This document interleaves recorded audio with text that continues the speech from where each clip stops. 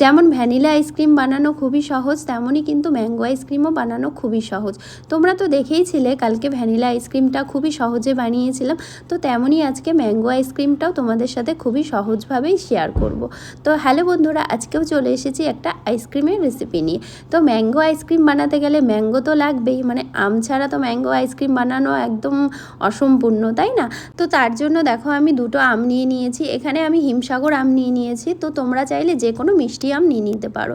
তো আমগুলোকে দেখো ভালো করে সবার প্রথমে জল দিয়ে ধুয়ে নিয়েছি, তারপর দেখো আমি এরকম পিস পিস করে কেটে নিচ্ছি। তো তোমরা চাইলে ছুলে তারপরেও কাটতে পারো, তো আমি এভাবেই কেটে নিলাম। এভাবে কাটলে পরেই সহজ হয় কাটতে, তো এই কারণে এভাবে সবার প্রথমে দাগ দাগ করে নিয়ে তারপর একটা চামচের সাহায্যে আমের পিসগুলোকে বের করে নেব। তো তোমরা যে কোনো আম দিয়ে এই রেসিপিটি বানাতে পারো। তো একটা দিকে খেয়াল রাখবে খালি যে এই আমগুলো যেন মিষ্টি হয়, তাহলেই হবে। তো দেখো আমের পাল্পগুলো এবার আমি বের করে নিচ্ছি। তো এবার যে আটির মধ্যে যে অংশগুলো ছিল সেগুলো বের করে নিয়েছি। আর দু টুকরো আম আমি রেখে দিয়েছি, মানে 2 পিস আম রেখে দিয়েছি, ওটা পরে কাজে লাগবে। তারপর দেখো একটা মিক্সির বাটির মধ্যে দিয়ে আমগুলোকে ভালো করে পেস্ট করে নিয়েছি। তো আমের পাল্পটা বের করে নিয়েছি।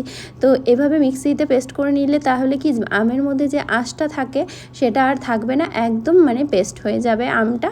তো খেতেও কিন্তু ভালো লাগবে, মুখে কিন্তু আর আঁশ পড়বে না। তো এই কারণে তারপর আমি যে কালকে ভ্যানিলা আইসক্রিমের বেসটা বানিয়ে রেখেছিলাম, তো সেখান থেকে অর্ধেকটা আমি দিয়ে দিলাম এই আমের মধ্যে। তো এবার হালকা হাতে মিশিয়ে নিতে হবে। দেখো মেশানো হয়ে গেছে, আর কিছুটা আমের টুকরো আমি দিয়ে দিলাম। তো তোমরা চাইলে এটা দিতেও পারো, নাও দিতে পারো।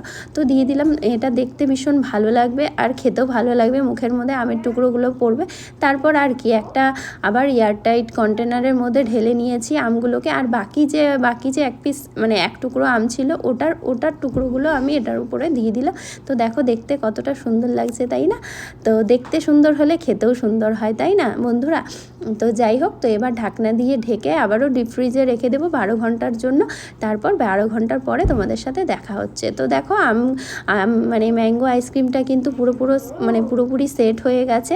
তো যেহেতু আমি এখানে কাঁচা আম দিয়ে করেছিলাম তার জন্য হালকা একটু ক্রিস্টাল হয়েছে, তো সেটা কোনো ব্যাপার না, খেতে কিন্তু দারুণ হয়েছিল। কাঁচা আম বলতে বন্ধুরা, আমি যেহেতু আমের পাল্পটাকে জাল করে নেইনি, মানে কড়াইতে আলাদা করে জাল করে নেইনি, ডাইরেক্ট ইউজ করেছি, এই কারণে হালকা একটু ওপর দিয়ে ক্রিস্টাল পড়েছিল। তো সেটা স্বাভাবিক, এভাবেই ইউজ করলে একটু পড়বে, কিন্তু খেতে কিন্তু দারুণ হয়।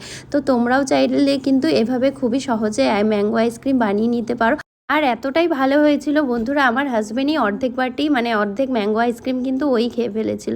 তো কেমন লাগলো আজকের রেসিপিটি অবশ্যই কিন্তু কমেন্টে জানিও। আর যদি তোমাদের ভালো লেগে থাকে লাইক